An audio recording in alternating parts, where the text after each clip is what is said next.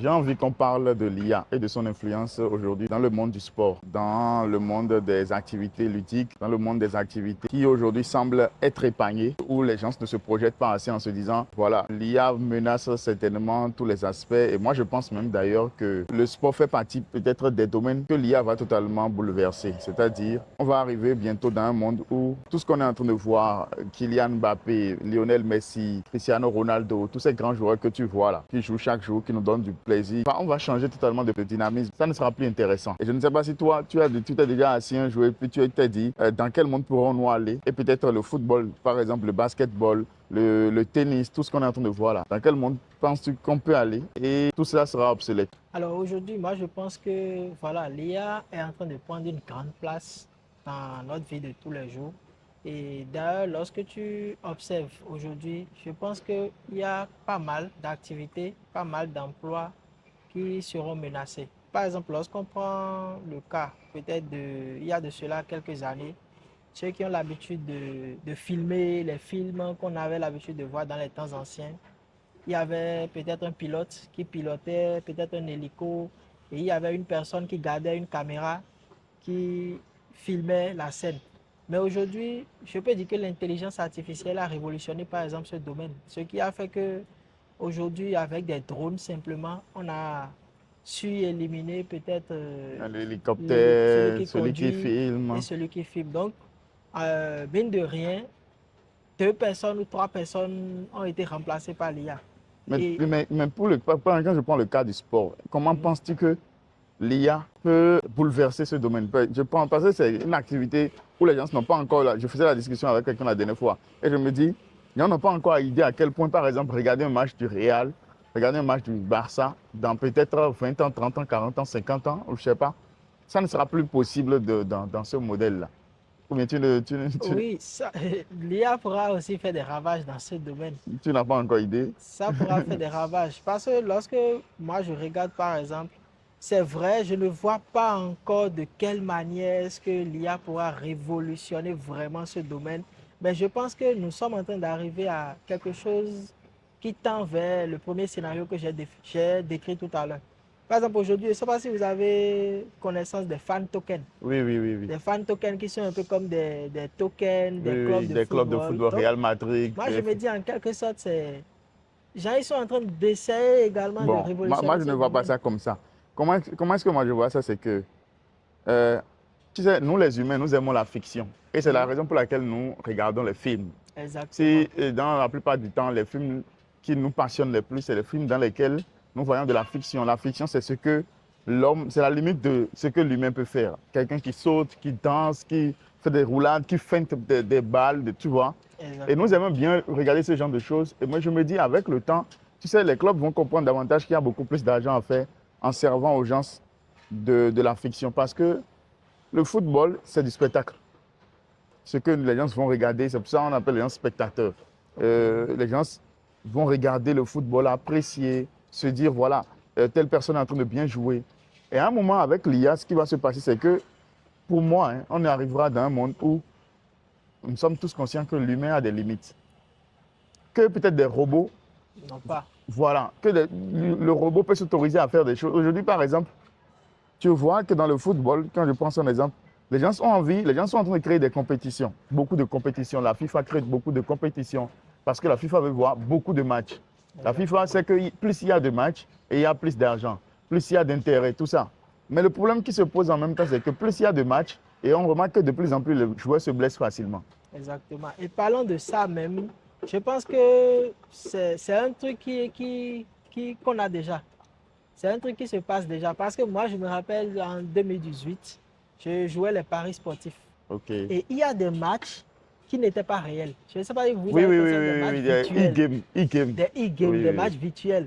Et ces genres de matchs-là, en fait, beaucoup Merci de beaucoup. personnes se positionnaient sur ces genres de Merci matchs. beaucoup. Donc je me dis, si grâce à ces genres de matchs, les FIFA, OneXBet et autres, les grandes sociétés arrivent à se faire de l'argent avec ces genres de matchs qu'ils peuvent diffuser à foison, Je pense qu'à un moment donné, les joueurs aussi peuvent être supprimés parce que déjà, ils ont Merci. des limites. Merci. Supposons par exemple, tu comptes sur Cristiano Ronaldo, ou bien tu comptes sur peut-être des joueurs Merci. qui, bon, on ne le souhaite pas. Hein. Supposons il y a un match, par exemple.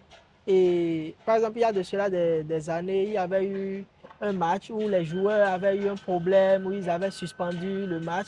Donc moi, je me dis, ce genre d'événement-là, en fait, c'est un manque à gagner pour FIFA qui peut-être a organisé des compétitions, des événements, et subitement à Et pour cause les de... clubs parfois aussi. Pour les clubs Parce que les aussi. clubs aussi, il ne faut pas oublier, c'est un modèle commercial. Le fait de jouer un match et d'avoir par exemple Cristiano Ronaldo sur un terrain, d'avoir Lionel Messi sur un terrain, ça a plus d'incidence positive financière que s'il n'y a pas ces joueurs-là sur le terrain. Et Exactement. parfois, tu peux te surprendre de voir ces personnes qui se blessent, qui ont des maux de ventre, qui ont des maux de tête, des infections alimentaires, qui ont des petits pépins et qui ne sont pas disponibles. Et aujourd'hui, moi je dis, avec ce que tu viens d'avancer comme e-game qui Oui. existe déjà, Oui. et avec l'existence déjà de robots humanoïdes, moi je me Oui. dis, on a déjà tracé la voie et peut-être les gens ne sont pas en train de voir. Exactement. C'est-à-dire on arrivera à un point où on va investir pour avoir des bots, pour jouer des matchs tout le temps, pour jouer des matchs chaque fois. Et les bots, ces robots-là, en fait, seront 2 fois plus puissants, 3 fois, 5 fois plus puissants que Vous les avez hommes suivi en fiction. Galactic Football? Exactement. C'est pour ça que je dis, tout ce qui existe et qui est en train d'être créé, ce sont des choses qu'on avait déjà vues.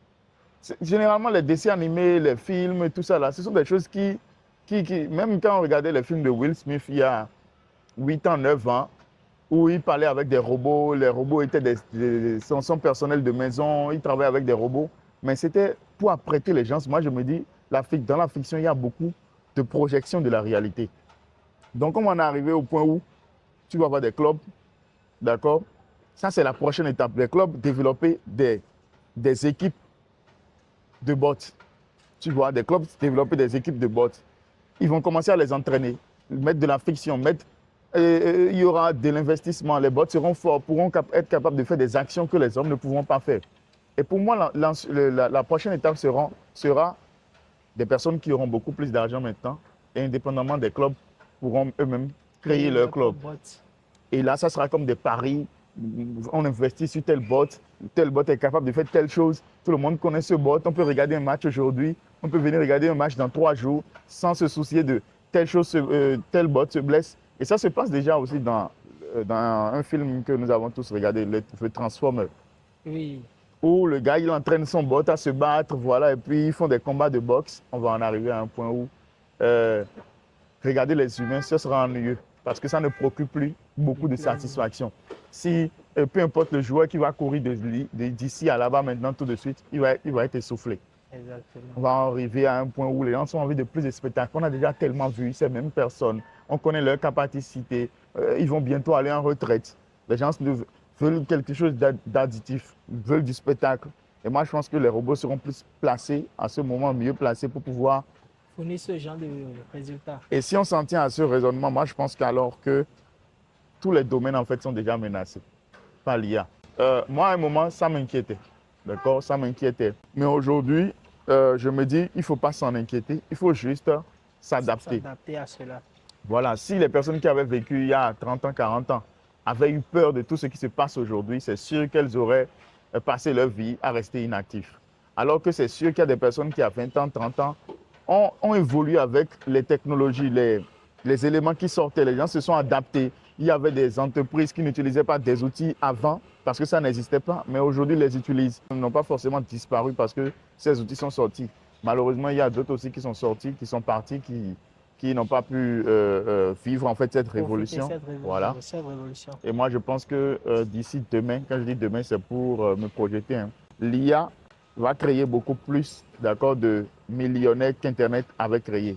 En temps, dans un temps précédent, ceux qui s'enrichissaient, c'était les personnes qui...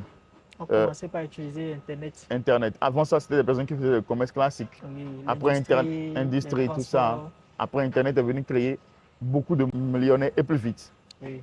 Maintenant, l'IA va créer encore plus de millionnaires, encore 2 fois plus vite. Et ainsi de suite, chaque moment aura sa révolution. Donc, le plus important, c'est de ne pas avoir peur de l'intelligence artificielle, mais au contraire de s'adapter à cela. Plus tu as peur et plus tu ne trouveras pas un moyen de composer. Ce n'est pas notre ennemi. Il faut juste se dire, c'est un outil, c'est un élément qui va venir, qui est censé faciliter ma vie. Comment est-ce que je peux me faciliter la vie? Donc, grâce à cet outil-là. Et c'est d'ailleurs une thématique qu'on va aborder dans la suite de notre discussion.